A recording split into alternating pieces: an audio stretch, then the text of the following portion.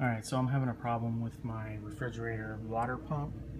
It's a GE profile model PSHS6RGXCDSS.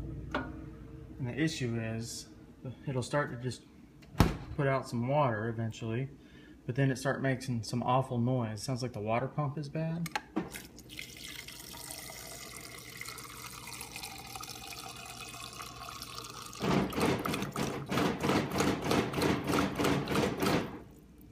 And if I just let it wait a little bit, then it'll start working again, but only for a little bit.